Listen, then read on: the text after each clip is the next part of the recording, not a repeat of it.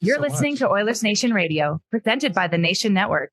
Subscribe for free on iTunes, Spotify, or wherever you get your podcasts from. Thank you very much, Lisa. Oilersnation Radio, episode 95,206. Bag Milk here. Liam, Rick, Dan, and Waz. Hi, what's going on? Because Tyler is taking a non-approved vacation. He is avoiding the grind, not paying attention to his duties.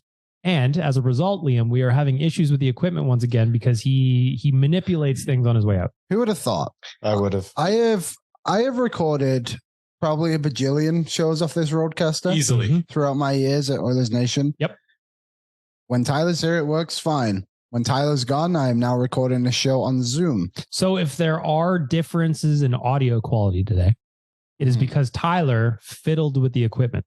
I'm assuming so, yes. You know the scene in Gladiator where he trails his hand through the field of wheat? Mm-hmm. That's what Tyler does every time he leaves the office with all the cords. He just trails his hand through. He unplugs things. Yeah, unplugs things, shifts things around. And he plays Enya while he does it, actually. The reason he does it is he wants to remain valuable to the network. Yes. It's called job security. Smart. I get it. It's very clever. I get it. Savvy veteran move. Just wait till he sees what I've got lined up for him when I leave for 3 weeks later in the summer. 3 weeks? Yeah. I'm going to miss you. Thanks, Waz. Yeah. Where are you going? Strathcona County, actually. Yeah. He's just going outside the town. I'm going, I live in Strathcona County. Oh, yes. Fair enough. I'm going to England and I'm going to somewhere between that. I haven't quite decided yet. And I'm going to Paris. Paris, wow. Nice. You're going to somewhere between here and England? No, so I might go to Amsterdam, I might go to Dublin, or I might go to Edinburgh. Just the casual travel of Europeans. It's so easy. They're so close. So easy. You're going to be flying or training between these places? Well, here's the thing there is an issue, I believe it's with French air control or something like that, French air control, where they're on strike. Oh. So I'm doing my very best to avoid flying in or out of France because I don't want to get delayed for hours. According to Forbes, Liam, currently 20 to 30% of French flights are being canceled every day as a result of this strike. So now, if they find out that an Englishman is on it. So yeah, definitely. Mm-hmm. So I have a hotel booked in Paris. I'm just staying at a nice Holiday Inn. Oh, good. The Holiday Inn? I don't know. I don't know. I have a friend who works at in Holiday. Yes, Un Holiday L Inn, I believe it is. Got it. I was once employed by the Holiday Inn. In Paris? No. Oh. Much better. Yeah, that'd be nice. So yeah, that's where I'm going and trying to decide between Edinburgh, Dublin, or Amsterdam. But the issue have you guys heard of Ryanair? Yes. I have, yeah. Mm-hmm. I've flown it. How was it? The seat next to me was missing the back. So it was a stool. So it was a stool. That was an uncomfortable flight for that person. All you need to do. They didn't fill that seat. We're going to skip ahead here a sec, Liam. All you need is to talk to AMA Travel. That is true. Yeah, I could just. They'll get you there. That'd be very good. Because wherever you need to be. I've been doing a lot of research and I could use some expertise on this. Could you save on travel insurance? Probably. Could you save on a cruise? Yes. Perhaps, I don't know, maybe a vacation package? Mm-hmm. Guided vacations? That would be a good one for this one. I do need some hotels, car rental, vacation. Car rental would be good, but maybe I won't need car rental. You could take, but I could get it as an option. There's no channel coordinator strike going. I got my channel tickets booked. Nice. Yeah. Everything else can be through AMA Travel. Yeah. That's how it goes. Maybe that's what my Edinburgh trip will be about. Mm-hmm. AMA Travel's happy to help Liam. Just like Oodle Noodle is happy. I'll read that later. That is a very work-related text message I just got, but I will read that later. Oodle Noodle is happy. Oodle Noodle is happy. They are provide a great service. They provide wonderful food. It's Friday. You worked enough for the week. You made it through without drop kicking anyone. You deserve some Oodle Noodle today. Just like you deserve an Oodle Noodle delicious debate. Mr. Horban, what do you got for us today? Frank Seravalli re-updated his trade target board, I believe is fair to say. I've got it open. So we're going to look through it and we're going to decide, actually we're going to debate deliciously who would be a good fit for the Edmonton Oilers. Can we put this on a television somewhere in here? No. I've got it for you, buddy. Everybody right behind you. Sure. I'm just going to read through it. I'm going to run through the list real quick so you can just kind of get your brain working. Number 1 on the trade targets list is Pierre-Luc Dubois. Ooh. He has said that he's not even going to sign a 1-year contract in Winnipeg. Wants out. I heard he wants out of his new team already. I heard that they also yep. Well, I'm going to get to him in a second. I got thoughts. 2, teammate of Pierre-Luc Dubois, Connor Hellebuck, does not want to be on a rebuilding team. Looks like he's coming out. From the Philadelphia Flyers at number 3, Kevin Hayes. Number 4, man, we got a lot of Winnipeg Jets here. Number 4, Mark Scheifele. Alex DeBrincat from the Ottawa Senators. They are reportedly shopping him. Evgeny Kuznetsov from the Washington Capitals. Erik Karlsson, our old friend, back on the board. Only $11.5 million was. Connor Garland from the Vancouver Canucks. John Gibson, the goaltender from the Anaheim Ducks. Carter Hart and JT Miller from the Canucks round out the list. So there's your kind of top targets. Anybody needs me to run through it again? I won't. You should have been listening. The first name, the realistic name on here, Liam, let me know what you think. I don't think, like Pierre-Luc Dubois, first of all, I wouldn't touch him. No. I think that Winnipeg is going to get low ball offers for him just because he always wants out. Connor Hellebuck would love it. It's not going to work. We already have a goaltending. Kevin Hayes, not at that money. Mark Scheifele, sure, but not going to happen. Alex DeBrincat would love it, sure. Kuznetsov, maybe, but the money is crazy, $7.8 million. The one that I'm actually legitimately interested in, Liam, and it would take some finessing. Connor Garland. I was going to say, I think we're on the same page. 27 years old. I was doing the same thing. 17 goals, 29 assists with the Canucks last year for 46 points. 3 more years left on his deal at $4.95 million. Could the Oilers do it? You'd have to get creative. The only thing, like the reason why it's not going to happen, interdivision trades don't really happen like this. And I imagine the Oilers would have to pay too much to get a Connor Garland. When we spoke to Quad yesterday on ON Everyday, he said if anyone was getting moved out of Vancouver, it would be Connor Garland, despite nobody actually wanting him to go anywhere. They're just in such a terrible spot. So it's interesting because the Canucks literally have no money this summer. They have to move somebody. I think they're in negative cap right now. Let's have a little look-see. Continue on your thought. Minus $600K they're in Vancouver. So I would love 668. Yeah, negative. So they got to figure out a way to get this out. Tyler and I did a hypothetical trade that Yamo would go the other way, and there would be some money saved on Vancouver's end, and the others put in a pick of whatever it may be, whatever they have left, I suppose. For next year, probably would have to throw something in. Yeah, but I wouldn't mind a Connor Garland on this team. I think he'd be very good. Also, put up 129 points in his last year of junior hockey. How long ago was that? He's 27, so it's been a minute. 7 years. Yes, that's kind of. Hey, the potential's there. Connor McDavid never did it. Rick, any of those numbers feeling sexy to you? No, I didn't see a player on there. Really? There was no one on the list you wanted. Nobody on that list that sits realistically that can fit on this team now. How about when it comes to Garland, don't forget what Vancouver tried to do to us when we wanted to try and go after Schneider. What did they do? Well, they jacked up the price ridiculously. Well, that's I say interdivision trade. It's not gonna we already know what Vancouver's like. They don't want to deal with us, right? I was actually looking at that trade the other day because I wrote an article on Carter Hart who's in this, and I was trying to find comparables to what Hart could get traded for. Honestly, couldn't find one. But they only got a first-round pick for Schneider. Yeah, and I thought he was a lot more than that. They were asking. They wanted Darnell Nurse. No, that was that. They wanted Nurse. They wanted that pick in like Clefbaum or something. Yeah, and Jesus Christ. Yeah, it was ridiculous. It was way too expensive. What if I continue down the list then, Rick? I stopped at 11. I kept scrolling, and I got one way down the list for you. Who have you got, Dan? I'm looking at a guy named Taylor Hall, Andrew Peak. Yeah, I saw that one as well. Just because now with these transactions that they've made between Severson and Provorov, the right side in Columbus becomes quite stacked, and the right side in Edmonton, while I think it's spoken for, I think we would all agree that having somebody there to supplant a Desharnais, so he doesn't necessarily have to start with the big team, just like we did with Broberg last year, where we kind of forced Broberg into the lineup where he may not have necessarily needed it at that time. I'm just thinking a Peak might be Do we know anything about this Peak, or are we just talking about him because he's a 25-year-old, 13 points in 80 games last year? Absolutely. Right? Like, there's nothing that says he's better than CC, right? So the only player you're looking at upgrading right now on the defense would be like Cody Ceci. A lot of people have actually said this Andrew Peak guy. I've never heard of him before. I actually thought they were spelling Old Peaky, they call him. What's that guy on the Islanders called? Pelch?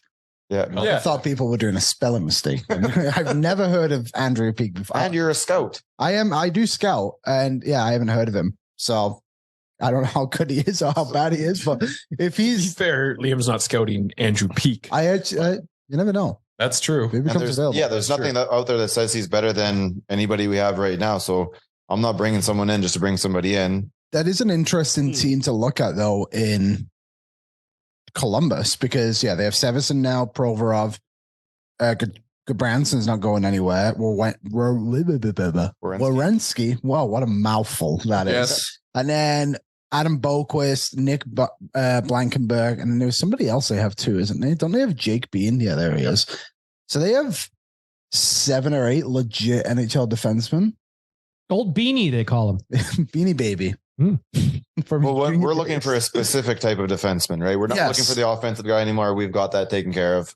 We've got the big guy in Vin. We're looking for a 5-on-5 type of guy, right? What was that? That's what the Miami audio started just randomly playing on me. Like advertisements and sites. Yeah, it was a pop-up ad. Tyler. Columbus also have Corson Ceulemans, who's a first-round pick. Denton Matinchuk, who I think was a first or a late first, early second, and then David Juracek, who's a first-round pick as well. And they have Volsil, I think I say his name, who's like one of the best prospects too. They actually got a shit ton in the back end. They wanted to move anyone. If they have that much, then why are they going out and trying to find defensemen still? Because Kakalainen's trying to save his career. I think. Look, the last team that went out and went like all defense like that never actually won anything in Nashville, right? Nashville is like they were churning out defensemen like no one's business, and they didn't win shit. Yeah, that was kind of a crazy blue line. Yeah. Ekholm, Seth Jones, Ryan Ellis, Roman Yossi, PK Subban. Terrifying. Yeah, and then they got close. They couldn't score. They got really close. Yeah. Who was their best scorer that year? Ryan Johansson, probably. Yeah, I think so. Probably Johansson. Philip Forsberg, I think. Yeah. Yeah. Was anybody on that list that you like? I would honestly just go with Connor Garland because he's your ideal Kyler Yamamoto replacement, probably. And maybe this Peak guy, just because I would like to see the right. Old Peaky, they call him. Yeah, exactly. I want to see the right side improve, but like, I mean, is he really an upgrade? Is it really worth like giving up assets compared to what we have right now? Like, and they also have to consider like what can the Oilers give up right now for either or? Like the draft picks, we got 2 this year. How many do we have next year? We have 1 first round pick next year. We really want to give that up for like a Connor Garland? No. So like, and aren't we already pretty much given Connor Brown? Oh, by default, yeah. Yeah. Feels like it. Liam's already been making memes about him for a year now. Well, they're looking for a host for him. We're gonna have to grab 2 former Leafs. However, now. I mean, if we didn't have Jack Campbell, I'd be all over Connor Hellebuyck, but unfortunately, that ship has sailed. I got a name. Go ahead. It's through a different direction. So Anthony Mantha is on this trade board at 20. However, he's also a top 5 candidate to be bought out this summer too. I think as someone I would look at, and just kind of getting away from the question, but as a free agent more than a trade target kind of guy. Yeah, that's a guy. That is a lottery ticket. What's his cap right now? 5.7 for 1 more year. You cannot afford that. But if he's getting bought out, he's not getting that, right? You're probably getting 3.5 to 4. I think you might get him lower. I think between 2 and 3, probably. Between 2 and 3? I think that's kind of what I would assume. How's he been doing the last few years, actually? So, I mean, I wouldn't be surprised if one of these guys becomes Oilers. I mean, didn't Seravalli or Friedman say, like, the Oilers are going to be aggressive this offseason? Yes, and then was Frank, but then 2 weeks later, he said, don't expect much to happen from these guys. Elliot said it last week on Bob's show. What? That the Oilers are going to be aggressive. He thinks that, basically, I'm paraphrasing here, Ken Holland's wrapping things up, essentially. I think the wants to go out with a bang. It comes during the season. I could also see that happening. I think we walk pretty much this exact same team into October. I got tons of time for an Anthony Mantha edition, though. That would be a good one. What's interesting is how much the Caps paid to get him originally in that trade from Detroit. He's because what was it? A first round pick. I got it right here. Actually, I don't know. I'm guessing.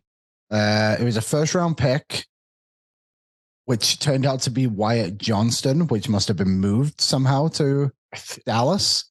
Jacob Verana, Richard Panik, and then a second round pick, which was Dmitry, bear with me, Kulikov. Buchanikov. Bucklenikov. Old Bucklenikov. Old Buck. Old Bookie, they call it.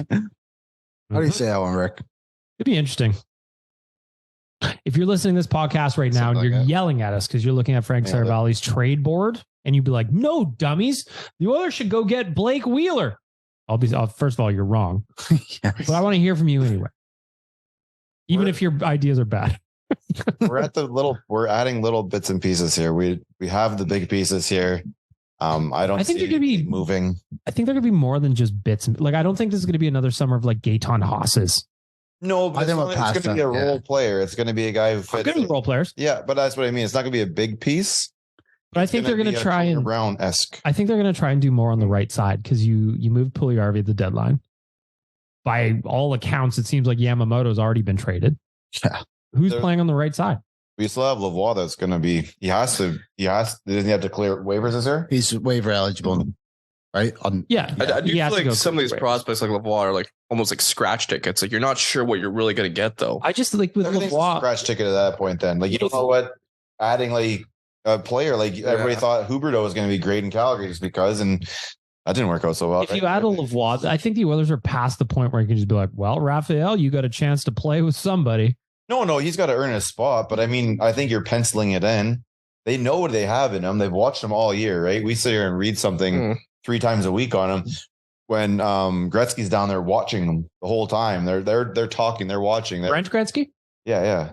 I mentioned this a few times on some shows, but I could see a Samorukov deal coming with Lavoie. Yeah, you were signing that today on Oilersnation every day. Just because he's been very good. Like, don't get me wrong, with Bakersfield this year, but 25 goals, 20 assists in 61 games. Like, what did he have last year? 13 points. 13 goals, 13 assists. Yeah, so I think he struggled with consistency. Like, he scores in bursts until this season. So we'll see like what he's able to do. But with Lavoie, like, the Oilers are going to need an upgrade ahead of him and not going to be able to put a lot of pressure on him to perform. Otherwise, I don't think they're going to get much from him. So I wouldn't be surprised if we saw him move from maybe they get something like a Klim Kostin in return. It's kind of switching, whatever it may be, right? A fit for a fit. We moved Simon Marukov for a reason. There was a whole lot of left-handed defensemen that were ahead of him, right? And that's not the situation with Lavoie. That is true. You wouldn't, and as a team that's like drafted him and cultivated him from the word go, you're not just going to move on to him for another guy because he hasn't even had an opportunity in the league yet. I guess the fit for the fit would be a right winger for the Oilers, so it doesn't add up as much. Yeah, it's similar in some ways, but if they want just more established player, even if it is just I think you start the season with like a Lavoie, see what he is, and if you have to make an in season move, then you do that, and not going in on LTIR. You get guys that reduce contracts all of a sudden, right? You don't try and fit his whole $5 million under the cap. It's just what's left on the contract for that year. I have another name that isn't on Frank's list yet. Denis Gurianov. Because he's going to be an RFA, but they're going to more than likely not qualify him. He only had 5 goals last season, but when he went to the Stanley Cup Finals with Dallas, he had 17 points in 27 games and had a 20-goal season. He's a right winger. Right winger that shoots left. Yeah. Former first-round pick in 2015. Last year played in Montreal. Only played 23 games last year. Mm-hmm. But wouldn't you consider that to be like a scratch ticket? No, sorry, 68 games total. I see that trade there. Oh yeah, I was just it's a scratch ticket. Like it won't be a European scratch ticket, but there's going to be some UFA. Because like if you look at tickets, if you will. So the last game the Oilers played, I'm over at Daily Faceoff right now. Brock's line combos. The right side in the last game was Hyman up top. He's not going anywhere. Yamo, Derek Ryan, Matthias Janmark. So to me, there are 3 spots there, realistically, that the Oilers need to handle. Well, Janmark's going to be here. Ryan's going to be here. You think Janmark's going to be here? Yes. Says who? Yes. Interesting. Take that as you wish, people. That's interesting. As the Flyers writers would say, watch Edmonton. Yes. Yeah, it's Carter Hart. What's amazing that US writers, bloggers, whatever, what they're quickly realizing this summer, quicker than normal, I think, is that if you come up with a rumor about a Canadian team, that's some easy page views right there, regardless of whether it makes sense or not. It's like, watch Edmonton on this Carter Hart thing. And then everybody from Edmonton's like, really? And then I'm like, no, you're not going to get rid of Campbell. Stu's already here. How does it none of it just makes sense. It just doesn't make sense. Like zero. Why not? I mean, how are you going to get rid of Campbell? You would need Campbell going back the other way. Yeah. Also, the funny part is people saying, "Oh, what if we just trade Stuart Skinner for Carter Hart as well?" I said, I'm like, what? That was not a good idea. Like, I don't know. It's very wild, and if it did happen, but I don't think it's like an idea that should be just pushed aside so quickly. Well, he's an RFA right after next season. Next season, so his contract's going to probably almost double. Yeah, so then he's just under 5 right now. 3.9. 3.9. So double. What's that? 8 million. Yeah. I don't know. I don't think I think the Oilers would be like low on the pecking order to acquire him, but it's not something I would just like push out of the way. Like if you have an opportunity to honestly get out of Jack Campbell's contract and how do you bring in free agents next time when you trade? You brought in a big free agent and you traded him the next year. Vegas do it all the time, and they got Pietrangelo as a free agent. Like I think it's something that happens probably a little bit more often than we really look into. And I think Vegas probably has a bit of a upper hand on us. Why? Yes. Because it's Vegas. But we have a casino in the arena. Multiple casinos. They're everywhere. Yeah. A casino in the arena should be a sports book, by the way.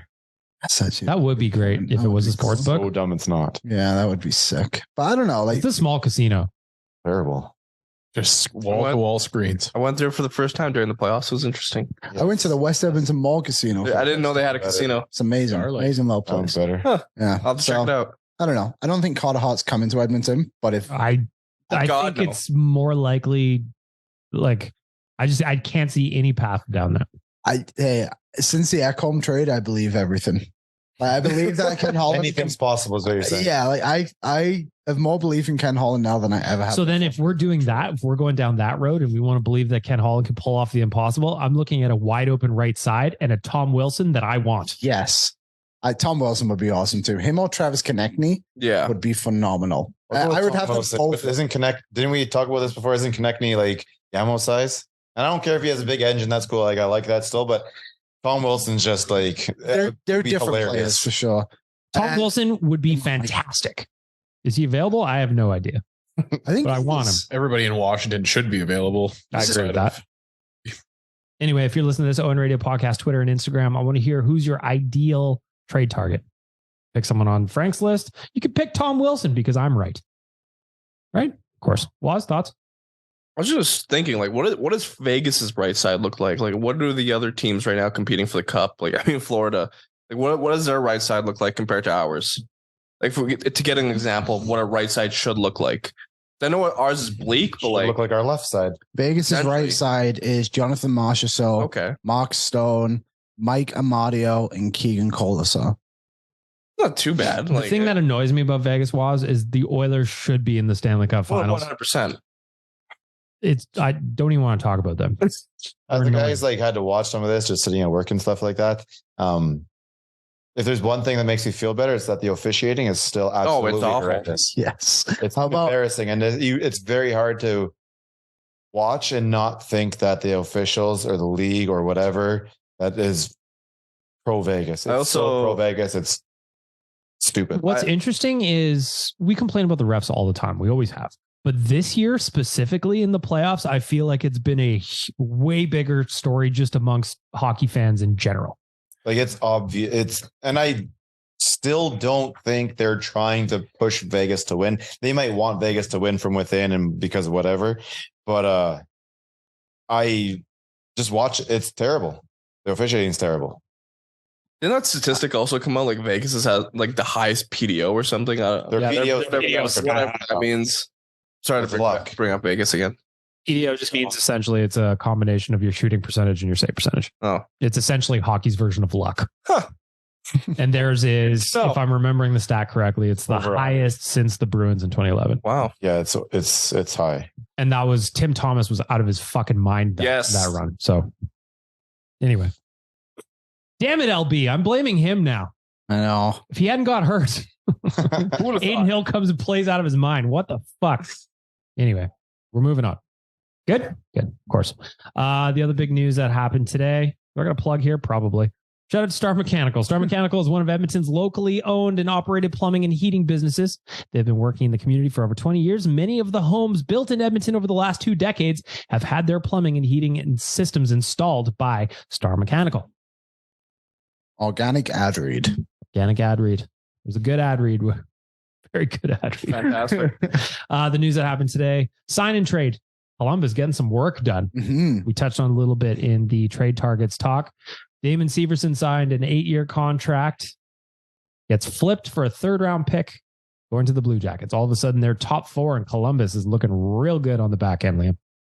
Yeah, so right now it's looking like it's Werenski, Severson, Ivan Provorov, and Daily Faceoff has Andrew Peak there right now. Your check is there as well. Yeah, your check will be there, and then we listed all the other ones. We'll see. Like I would imagine they probably start with Peak in that spot and work your check into it, but it's looking promising. If they can get a goaltender with the 3rd overall pick, they may flip. Still got to score some goals. They got some goal scorers though if they stay healthy. Gaudreau, obviously, Laine, Ken Johnson can score.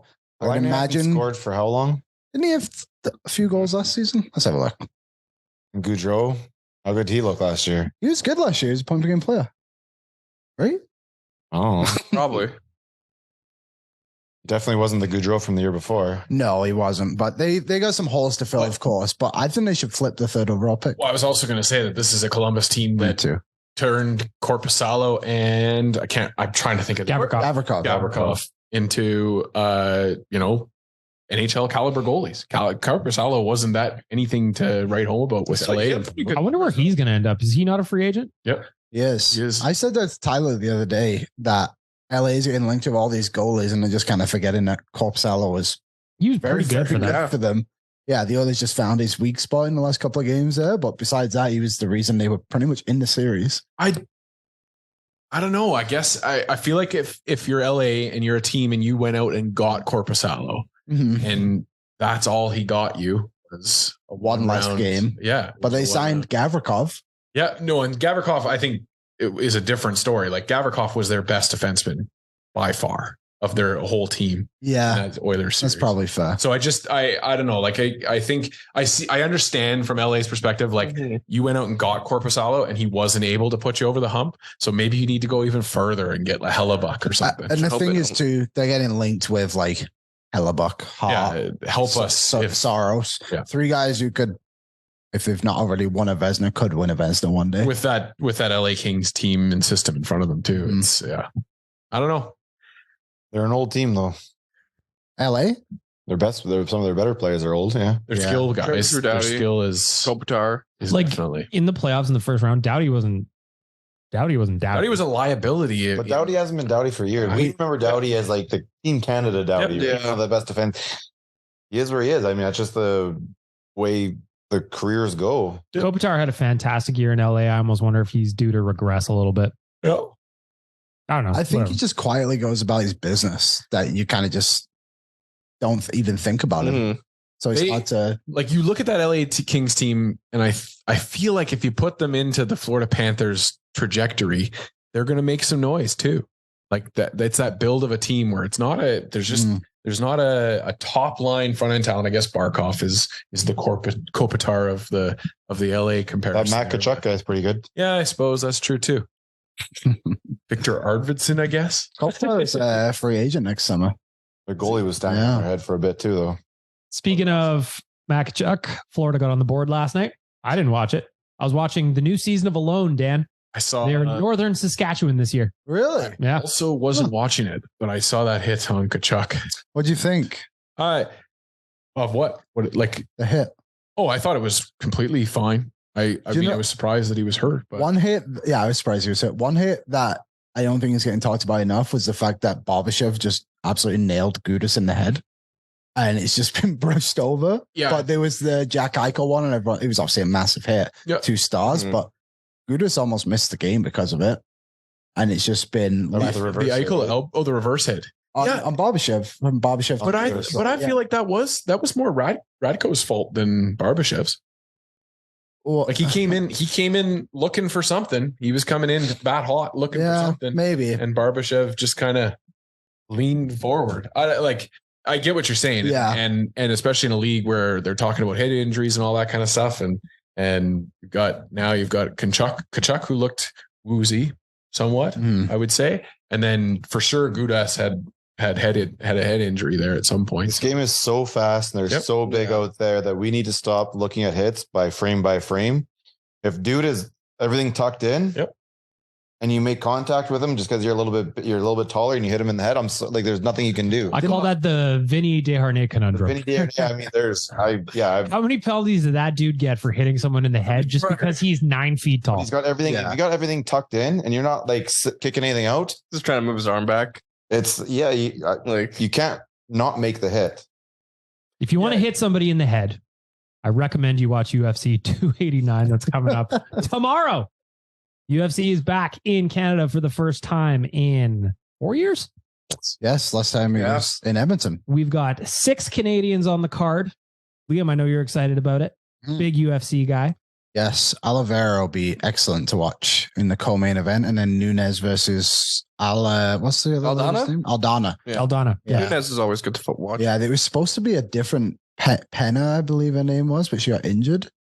Dustin Penner? No, Penna, P-A-P-E. What a career change for Dustin Penner. Yeah. In the Octagon in Vancouver tonight, UFC, or tomorrow, UFC 289. That's going to the UFC. That is true. Yeah. We scheduled him for a fight on Oilersnation every day. Yeah. I just said he's going to stand on the cage and he's going to be swatting at you from 6 feet away because his arms are so long. You can do that. You know? I remember when they were, it was in Edmonton and a few of the Oilers were there. Connor McDavid and whatnot. They got a nice cheer.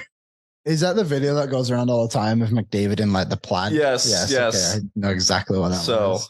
Also, a shout out to Mike Malott is on the card tomorrow night. He has been doing a media tour around the Nation Network. He was on Dropping the Gloves. He was on Leafs Morning Take. So we'll be cheering for Mike Malott tomorrow night in Vancouver. Again, UFC 289. Get the pay-per-view, everybody. Get the pay-per-view. Liam, I was talking to you earlier this week about Paddy the Batty. And you said you're not a fan of him. Paddy the Batty. Yeah. No, he's very overrated. Everyone just thinks because he's from the UK that he's Conor McGregor. Conor McGregor was beating the shit out of like ranked fighters in his 4th or 5th fight in the UFC. And Paddy the Batty is like getting judges' decisions when he shouldn't have even won. But is he not getting his attention from his personality more than that's what I always thought? But I'm not a UFC guy. Yeah, but people always have that comparison of when like he's an outspoken guy with an accent comes through. He's like, oh, Conor McGregor. So like, you are kind of like Conor. You're kind of like Conor McGregor, but for us, I am essentially Conor McGregor, outspoken Englishman. Yes, I know Conor McGregor. I remember there was that one clip of him just like pulling out a piece of pizza. Paddy the Batty? Yeah, after a fight, I can finally eat this. Yeah, that's true. What doesn't love McGregor was just chirping people's wives. Yeah, he was on a different level. He still is on a different level. Kind of miss watching Conor McGregor fight. Same. It's always a great time. Are you watching the show on Netflix? I know what you're talking about. The Conor McGregor docuseries. No, because I've been having difficulties with Netflix recently. Since they changed sharing passwords. Now we see what's going on over here. No, here's the sharing passwords at the Castle Horgan. We can afford 3 weeks of vacation at once. Okay, now it makes sense. So I pay for the Netflix, but it's under my mom's email. So my sister, who still lives with my parents, always goes on and like just logs into my mom's email and just changes the household to hers. But I don't have the password to my mom's email, so I can never change it. So it just got to the point now where I just don't watch Netflix and I essentially just pay for my sister to watch it. I'm just so tired of getting it changed. So I might just cancel it. Sorry, Jody. Ouch. Take cold. that. Well, I don't think you have to apologize. I think you just stop paying it. And it's your money. You don't. I think you just got to get the password to your Netflix account and then just make the little swapsies and log everyone out. There's an option in there. Yeah. I should really just stop paying and just put it under my own email. That would be the first recommendation. Yeah, that's probably good. Just cancel Netflix and put that money towards the pay-per-view. You're running the risk of watch the pay-per-view, and I'll just pay for the pay-per-view through all the Bud Lights I drink, or just log into your computer now and get the account shut down. Mm-hmm. Because I'm working. My laptop can barely open 4 tabs at a time. Yeah, I was gonna pull it over to see that Russian name he was trying to say, and I was like, you know what? I don't even want to touch this thing, or it's gonna stop recording or something. Tyler's gonna be mad at me. Oh, it's an absolute disaster, this thing. Speaking of which, before we move on here, Liam, do we have any update from the Mascot Hall of Fame?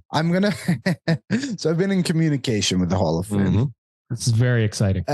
Joby, I believe, is the person I've been speaking with. Going to try and get them on next Friday. Yes. That is the plan, to get them on, and we'll discuss. What are they going to do for a punter? I don't know yet. We're going to find out hopefully next Friday. I thought this was going to be part of like the underground conversation. We're going to have like the bribing going on over live on 100%. I was thinking we're going to be bullying them into getting punter in. Yeah. I know it's the Mascot Hall of Fame, and so I think they'd have to pull some strings, but I feel like they could do it. So anybody listening to this podcast, if you want a mascot to be interviewed during that interview, just ask us now, and we'll ask them to do it, and they'll let us know. Mascots are generally very outspoken. Yes, it'd be a great interview. So we'll get something great. Maybe they'll give us tickets to the induction ceremony. We just got to fly to Ohio. AMA travel. It's all live podcast from the isn't it Iowa. Illinois? Iowa. Oh, Iowa. Ottawa. I thought it was by Chicago.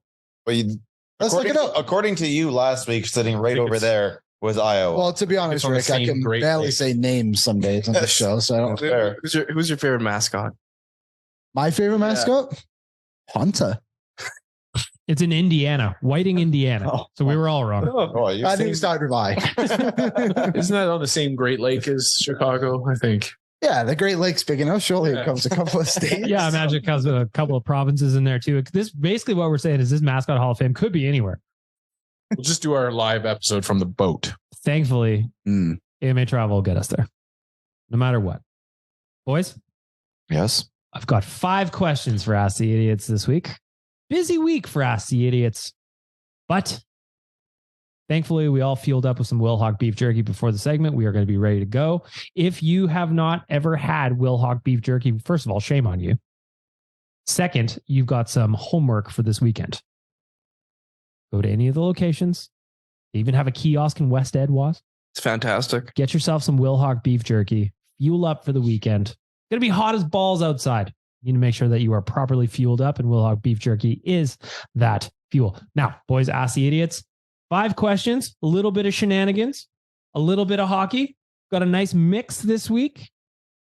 Liam, I'm starting with you. You are to the right of me. Yep. Everybody think about this now, because this one's got some thought to go into it. I hate it when I have to go first on these ones. The Edmonton Oilers organization is now being run by Oilersnation staff. Wow. What a change of event. We are running the OEG. Okay. All right. Sounds like a smart decision. Daryl. Who is in what position? So Landon, this comes in from Landon. We all know her. We need a POHO, a GM, an assistant GM, and a coach. You got 4 spots. We need 4 names. Okay, so what was the highest ranked? POHO. I'll give that one to Jay, considering. He does run Makes several sense. companies. Yep. Yeah. Then what was the next one after that? GM. GM. I'll do it. I will be the GM. Okay, and who's your AGM? Ironically, I will make it Tyler. Because I mostly work beside him on everything. And then what's under that one? You need a coach. Rick. I like For sure. All right. And then what else is there? That's it. All right, there you go. There you go. Coaches, everyone else. So Jay, POHO, GM Liam, named himself Liam, named himself GM. I respect it. Tyler is your AGM, and Rick is the coach. Rick's up next. Who's your POHO? I hate to stick with your answer here, but I'm a guy who was about experience, and there's only one person I understand who has experience running a company of this size, so it has to be Jay. Okay. Who's your GM? I'm going to go along the same steps as young Liam here. I'm going to take the spot myself. Yep. BM is going to be my backup. Thank you. And then the coach, your Chuck. Coach Tyler. Dan, you've been thinking. I can see you. You're deep in thought. The OEG is now being run by Oilers Nation staff. Who is your POHO? Maddie, marketing Maddie's in charge of the Organized. hockey operations now. Yep, she's very organized. Our general manager is going to be Zach. Zach is going to get the general manager position. Okay. bring in a little bit of edge and a little bit of analytics there. Backing up Zach is going to be Waz, because I think the two of them working together would be, it's just, fire and ice. You put it together and they counteract each other. They challenge each other. It's good. And head coach, I'm going to give it to myself because I'm Mr. Positivity. Yep. Need a little positivity. Waz, you're next up. Who's your president of hockey operations? That's got to be Jay. Experience, leadership. You're all sucking up. Easily, okay, go ahead. Easily. There's someone else. Could be Wanye. Could be Wanye. Save him. I'll save him. What's the next one? Your GM. GM, I will go with Tyler Ramchick. I'm sorry. Boring answer. But for the AGM, I'll go with Coombsy. Give Coombsy a little bit of love. Coombsy likes to dive into the analytics. Very well spoken.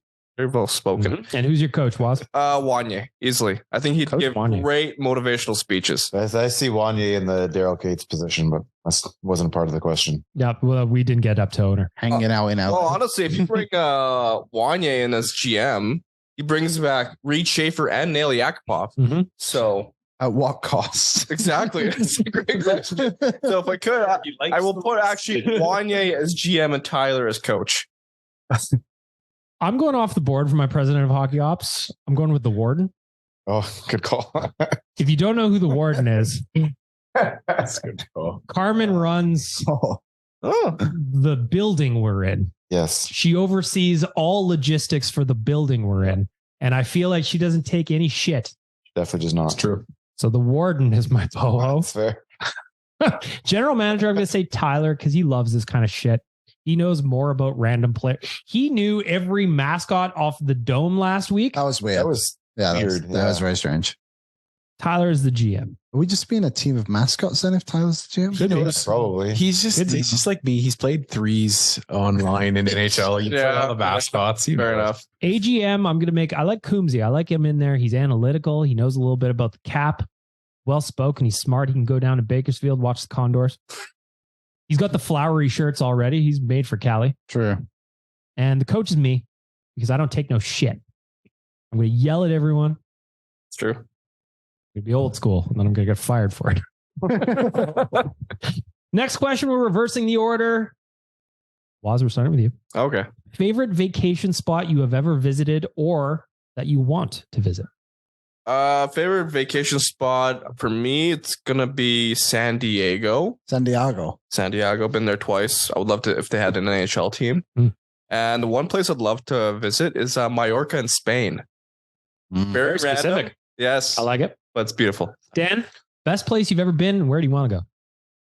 Best place I've ever been is Edmonton, Alberta, Canada. I love this city. I just always have, always will. Las Vegas is my favorite place to visit. I've been there over 20 times in my life, and I'll probably be there 100 more times before I die. It's hard to have a bad time in Vegas. Well, you can, but that's your own fault. I guarantee it. Or you've stayed up past 2 a.m. Rick, where's the favorite spot you've ever been, and where do you want to go? Well, I would have said Vegas, but I can do like 3 days in Vegas. I can also do for the same price tag. I can do a full week in Mexico. So I'm going down to Cancun. That's fair. Always a good time there. And then going somewhere, the like Thailand, Bali, that area, and the Maldives look really fucking awesome.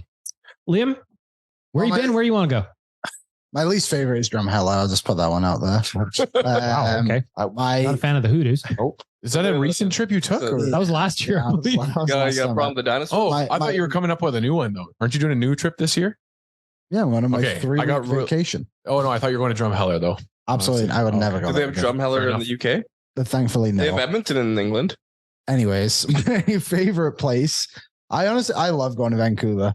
I think it's just a very fun, cool place. Chill. It's very unique. So Vancouver is my favorite place to go. And one place I would love to visit one day would be Tokyo.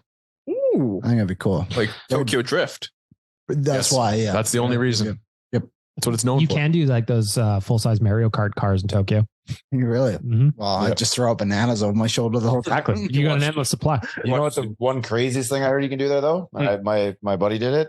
You can have chicken sashimi. Nope. So if you kill the chicken, if you're eating the chicken within like 45 minutes of killing it, the bacteria can't grow yet. You can get it raw chicken. Still a mental thing. Wow. That's still a mental. I understand. Like I've seen it. I understand it, but mentally I'm roadblocked. That would be. Yeah, I'm out on that. Like the texture would be. Can't be much different than sushi. No, it has to be. It has to be. Like if you got chicken breast, even if like you're like, you know. Yeah, but if you just think like chewy, but not chewy, but anyways, like if you tried chicken sashimi, let us know. Oh yeah. Yeah, if you've absolutely, I want to hear from you if you've tried chicken sashimi. Describe it to me in 3 words. Gooey? No, not you. My favorite place I've ever been. I spent a lot of time in Thailand, so I'll just take probably close to 2 years in total I've spent there. So that's my favorite. Where do I want to go? I love the answer of Tokyo. Japan is huge on my list of places that I want to go. I've been to the airport in Tokyo. Oh, arguably a weird trip to choose. Yep. Speaking of sashimi, probably the best sushi I've ever had was in the airport in Tokyo. Have you been to the Singapore airport? I have, yeah. That's the crazy one, right? Yeah, it's weird. Yeah. It's very futuristic. Is there a zoo in there? Or is that a different one? Hold on. There's a zoo in an airport? Yeah. There's like a jungle in there. There's like a full like. Did they have like? Was there like a zoo? And they're like, we're not moving. When the airport's like, we're just going to build around you. You see a meme or the meme that comes up where it's like, this is the future, but it could have been if it's like this because it's got like trees growing in it. They've got trains running through it. It's a whole Jesus. Yeah, it's wild. It's like a rainforest. The Singapore airport, I have been there. It is wild. I did not see the zoo, but I did see like a forest in there. Next question. I'm coming right in the middle. I'm at Nation Dan. You're up first.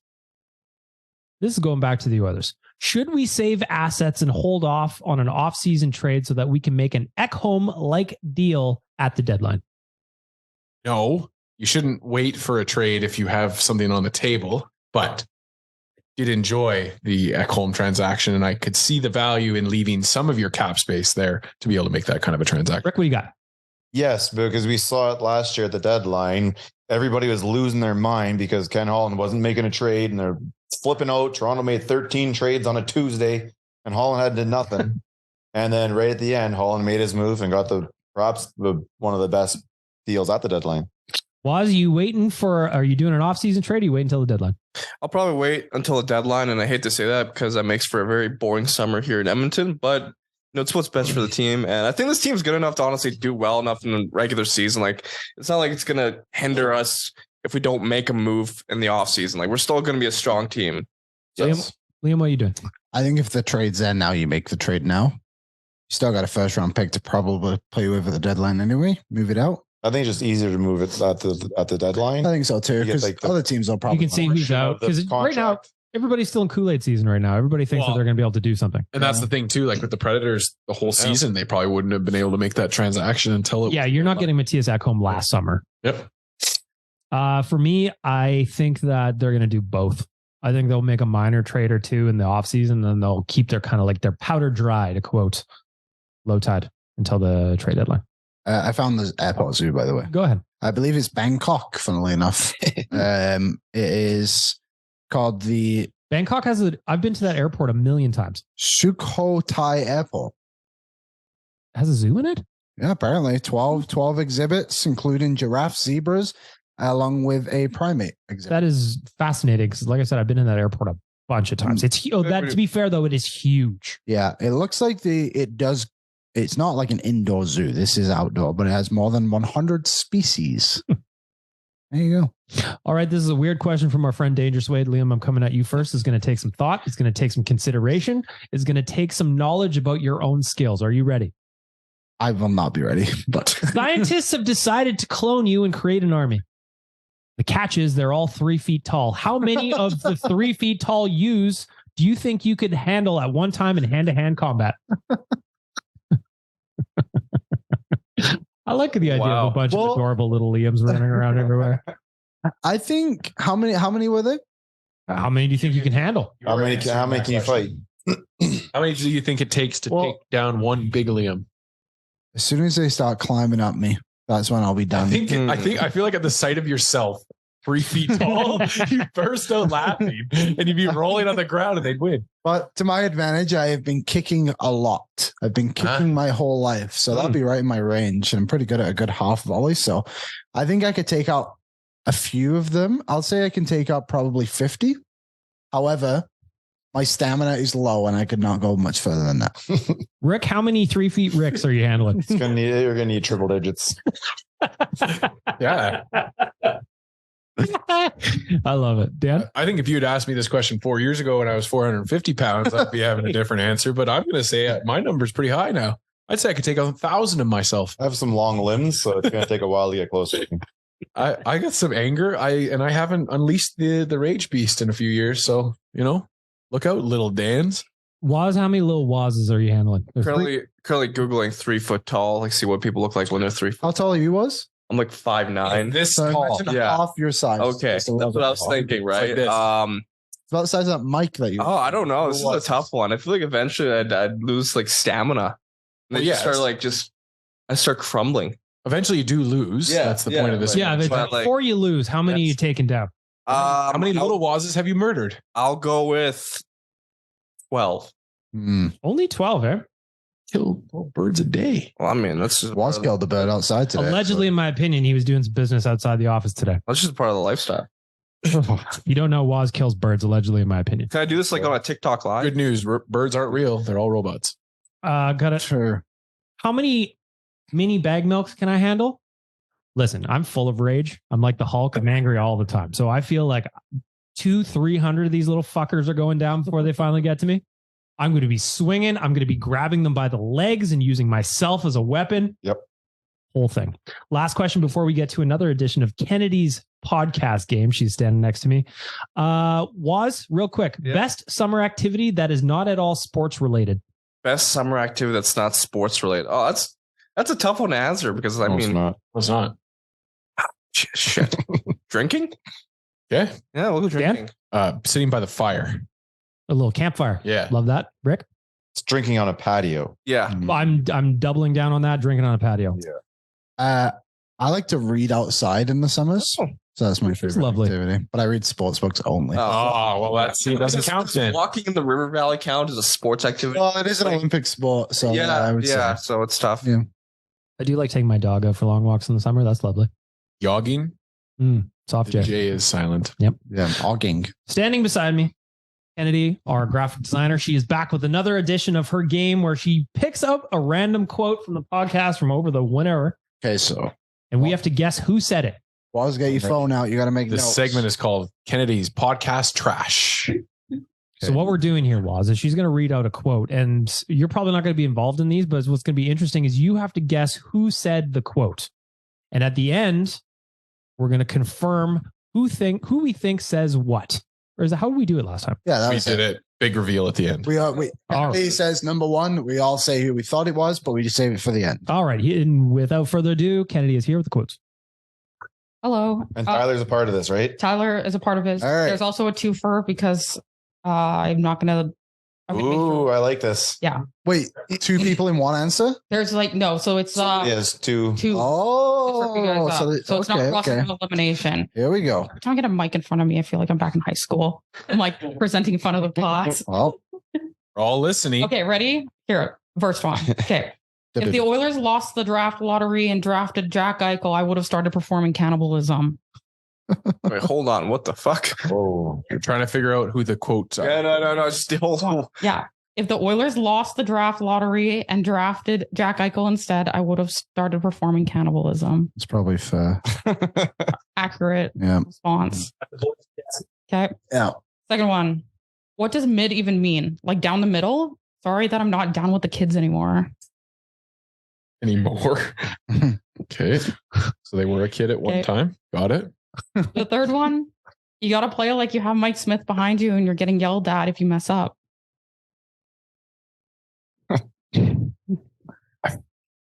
I always do this where I'm picking them for myself, and I definitely didn't say them. It's bad that I think all of them are me. I don't think I said Very that. BM-esque. Okay. Fourth one. I gotta give my hot performer to Stuart Skinner and his fat mustache. PH, of course. The fifth one. Do the Oilers have a team thickness problem?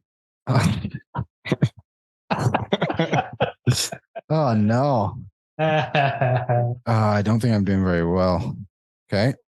Alrighty, the last one. Nashville has a lot of talent on their team, especially with the blue line with Yossi and Ekholm. But the Oilers should win this game comfortably. I already know what that is. I don't feel as confident as I did the last time. Can you read number 4 again, please? Or Yeah. I got to give my hot performer to Stuart Skinner and his fat mustache. Okay, I'm going to take a shot at this one. I love this game. I love it because honestly, I think that 4 of them could have been me. Yeah, I don't feel like I said any of them. I've got you down for 2.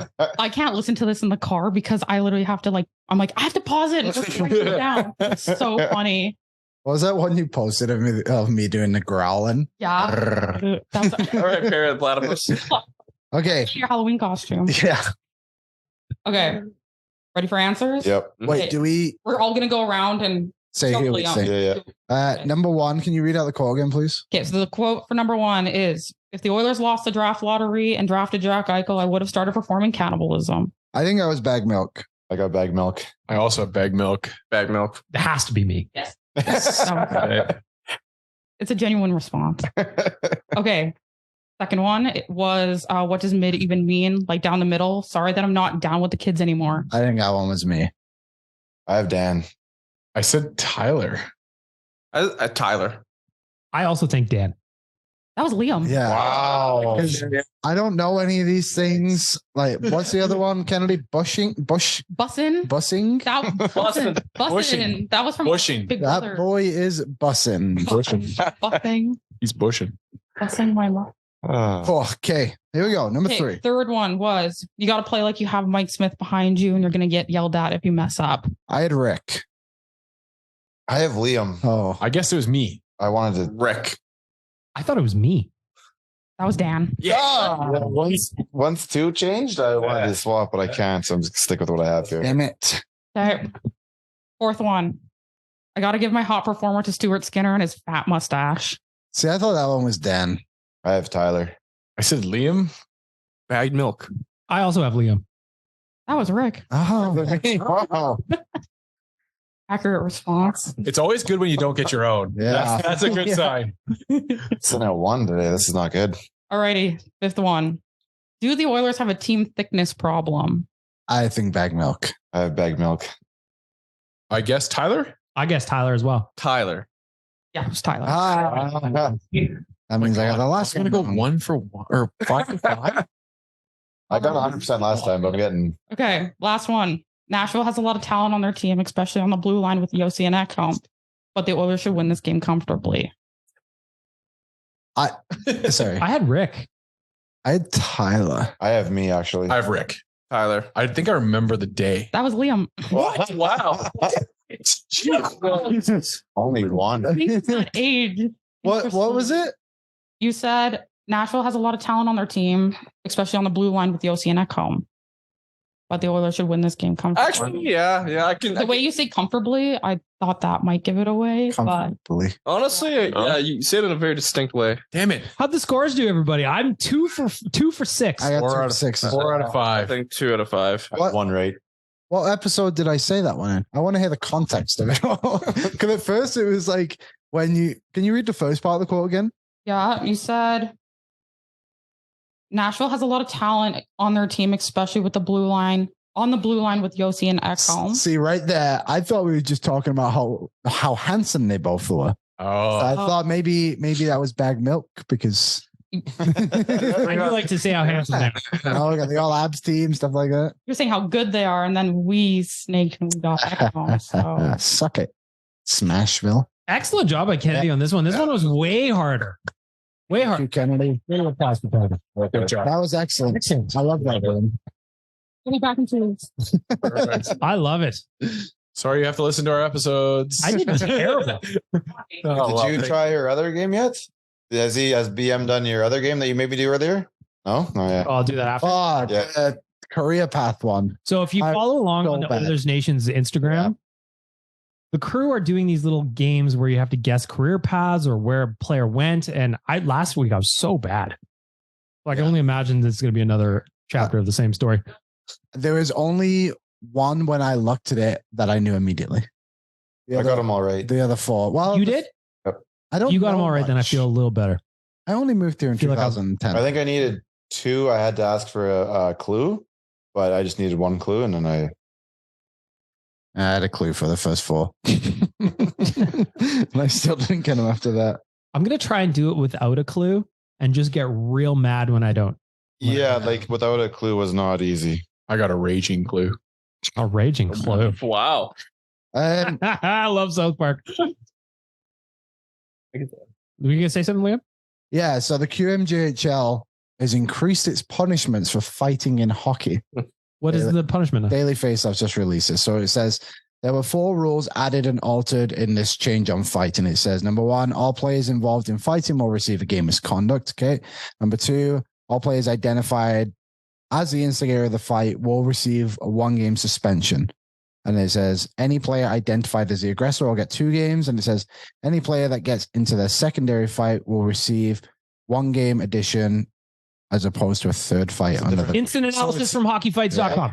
What's the difference between an instigator and the aggressor? I don't know. There is in the QMJHL, if you go above and beyond, like if you are punching a guy on the ice, that kind of thing, then you can be called the aggressor.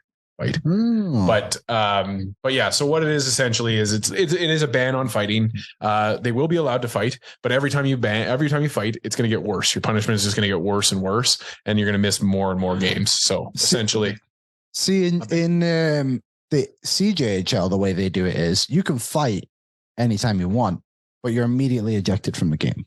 Yeah, and that's so what it really eliminates fighting in general. I think the Crusaders had maybe like 3 fights last season in 60 games. So that will be included in this. But on top of that is Liam gets into a fight in game 1, Liam misses game 2. If Liam then gets in a fight in game 3, Liam will miss games 4 and 5. So it's not essentially completely eliminating it. It's just trying to. I think that's punishment. Probably fair enough, to be honest. It's a way to deter it without outright banning it. Yeah, I think that's a decent way to do it. So, I say you let the children punch each other in the face. The trouble is, and the they're going to get to the NHL, and some kid from the Q is going to get into it with someone from the Dub, and the kid from the Dub is going to beat the shit out of him because the kid from the Q has never fucking had to stand up for himself. Stupid. But the NCAA never fights. And now Peros is in charge of player safety. What a circle of events. Okay, so putting Peros in charge of player safety feels like that was a move years ago, and it was a brilliant move by the league to put him there, because then literally everybody that says this about the Department of Player Safety now has to say, well, it's a guy that was a fighter, so we've got to have, then that's silly. So there's that issue. But then, I mean, for any league to come in and say that they want to ban fighting is fine, if you have a response as a league behind that to protect your players. And the reason fighting exists is to police this game. And so for me to say that, but then to not as a league be able to say that you're going to up your suspensions, you're going to up the refereeing, whatever it is to kind of fix it. I think Rick's right. I think that in 3-4 years down the road, you're going to see this affect the players, but you won't see it before that. And that's why it's going to kind of go out of the conversation, and it'll be gone from our lexicon. And then you're going to have something come up where a QMJHL guy just gets dummied, and it is what it is. But you're right, Liam. The NCAA doesn't have fighting in it and hasn't for forever. So it's not necessarily completely true. You're going to have more Petrangelo 12-6 swings than anything else now. Good job. Yeah. Smart. Well, the NHL is just going to be better at punishing that. That's on the NHL. It's barely their job as it is right now. Let's not make it any harder for them. If a league could deter its players from being dirty, it's hilarious to me that they can come up with the rules to fix and ban fighting, but we can't deter the dirtiness that fighting is in there. It's so easy too. We've talked about it a million times. The answer is just get rid of the instigator, and a lot of this shit is going to go away. Yep. The players will police themselves. Yep. But always have. I get it from the QMJHL standpoint too. It's like people being upset at it from a standpoint of a junior league. Well, why aren't you upset that 15-year-olds can't fight in their leagues then? I recommend we get kids started in preschool. It just there is some kind of fight club. Did they not move body contact back a year or two, a couple years ago? Bantam is the first year you can hit, I believe. Yeah, and it used to be Pee Wee when I was playing. Used to be Pee Wee when I was playing. And so it's now you're a bigger body. You don't know how to use it properly, but you have a bigger weapon, and you don't know how to use it. Smart, very, very smart. Mm-hmm. It's idiots. It's a tough thing when you start to make changes from the back in. When you come into a league, you're feeding into a league, and the changes have been made before that. So. They now have a penalty called it's just called hit to the head, but I think it's head contact, I think they call it.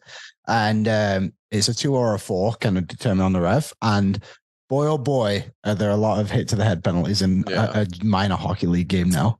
Not that like, just because, the kids don't know how to hit correctly. And you even see it in junior hockey now too, to an extent of like, the hitting is not, it's not perfect, and you're sometimes just going to get it right. But like, you'll see kids and they're always just like doing it wrong. They're not actually using their bodies anymore. When I went to the one dub game last year when the Oil Kings won the championship, I found it to be more physical than an NHL game, oddly, in terms of hitting. I just found it more physical. Bodies aren't worn down as much. Yeah, I guess. Like, there's a lot more body contact. Like, it was interesting. So, but I also saw like people were saying how like, how is this gonna prepare players from the Q moving into the NHL, like if they do get into these kind of scrums, right? Like, I don't know. But you come back to the point that the NCAA hasn't had fighting forever. Yeah, okay. Right. And those players do function.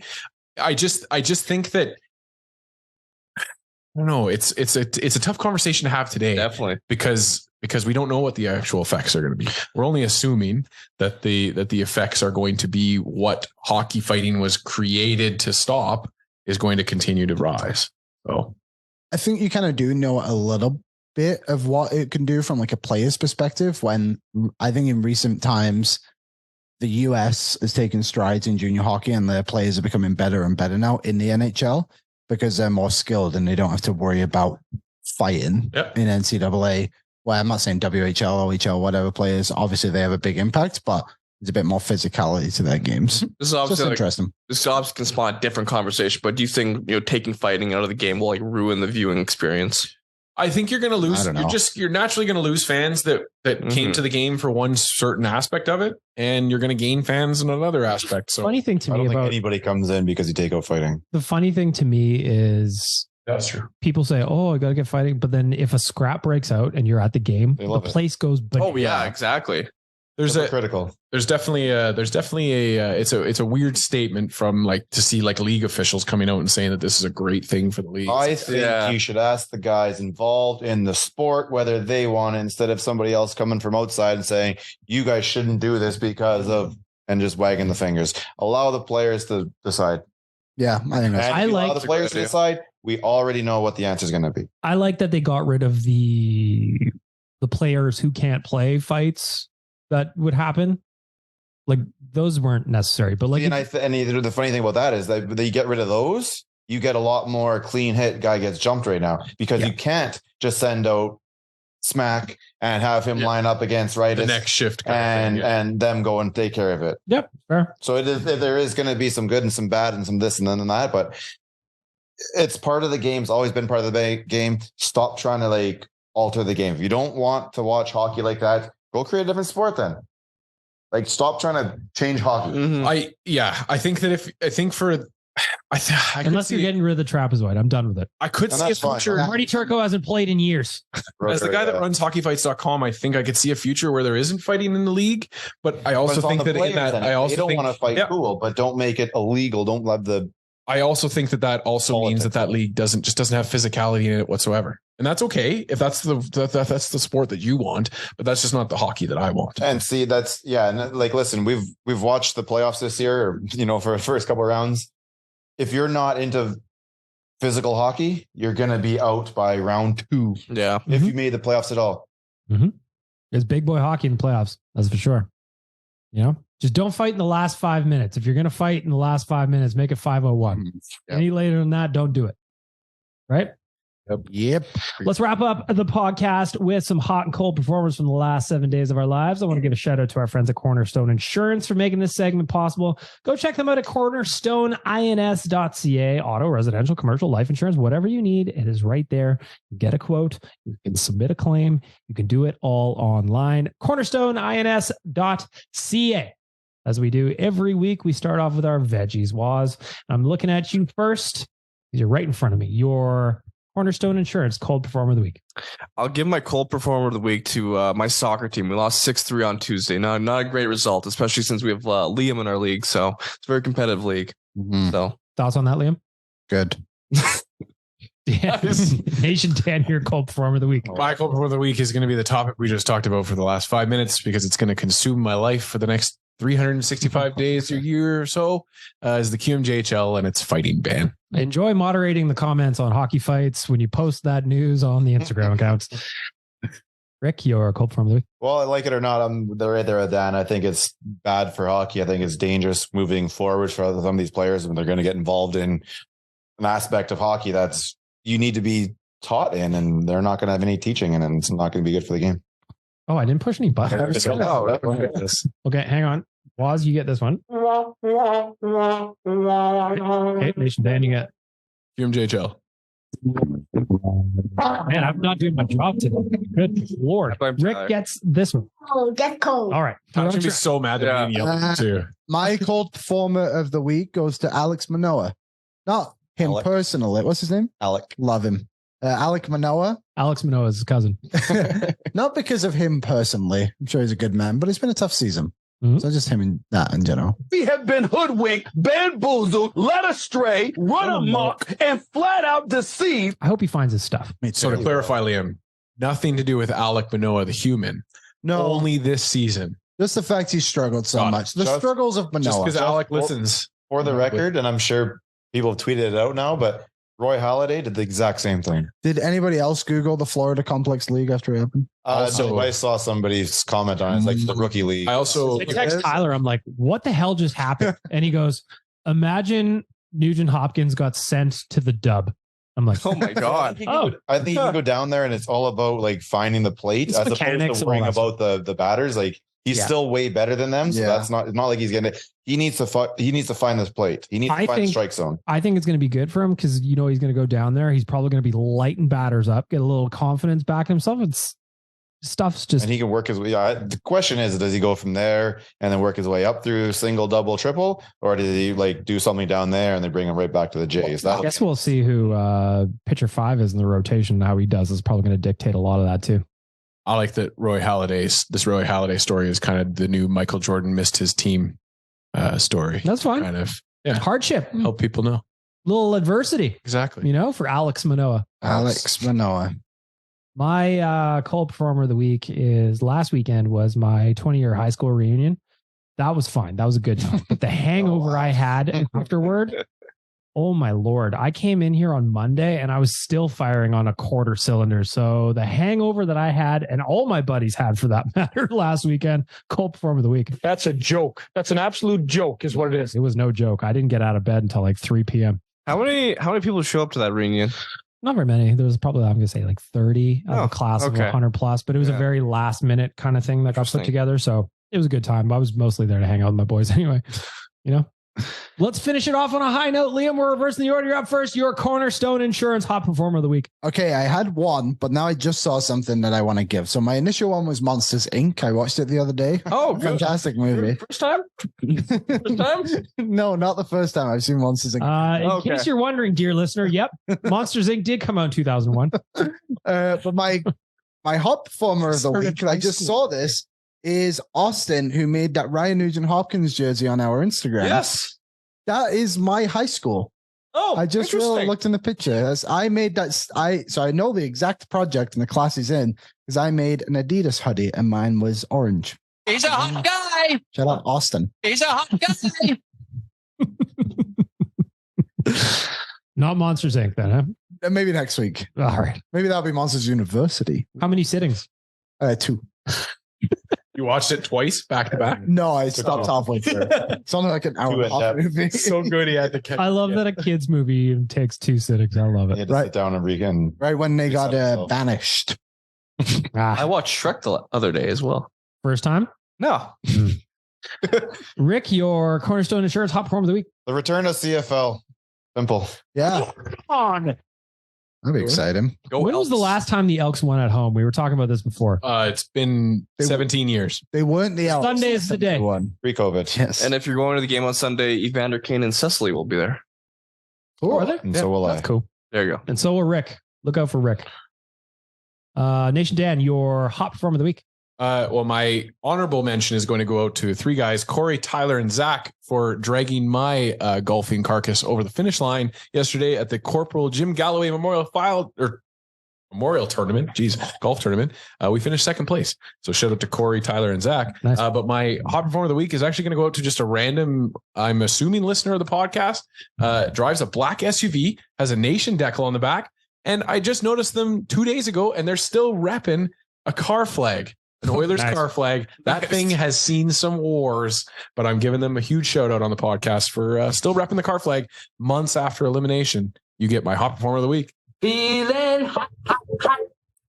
Feeling hot, hot, hot. I saw McDavid jersey out in the wild the other day too. I respect it. Mm-hmm. I love it. Was your hot performer of the week? Well, first of all, I hear an ice cream truck outside. Yep. You gonna chase it? Just get some ice cream, man. My hot performer of the week will go to Lionel Messi and his big move to Inter Miami. Very excited. Dan, could we have a nation vacation to Miami? We can always look at it. AMA travel. Let's do it. Put some respect on my name. So we drag this out. No, so that please don't. I've been waiting. That's to pish. There it is. There's the ice cream truck right there. Pulling up. Go get him. There we go. Run, Waz. I always think about ice cream trucks like when they drive around my neighborhood or whatever. Hearing that song over and over and over again would make me want to destroy everyone within a 13-kilometer radius. Yeah. Well, Roz has run out of the room. He ripped off his shirt as he was running out of the room. He's now catching up to, it's speeding away from him. Waz. Rick, when this podcast is done, can you just click this button, please? Which button? Stop.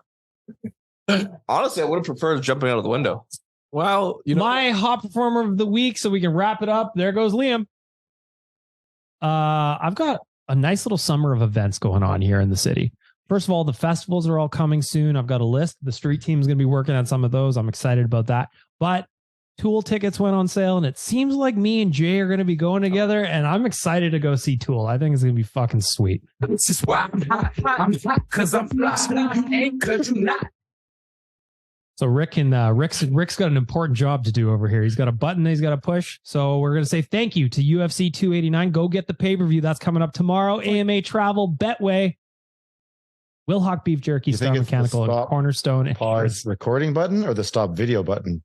I would say stop, pause recording. And here goes Rick with an important job.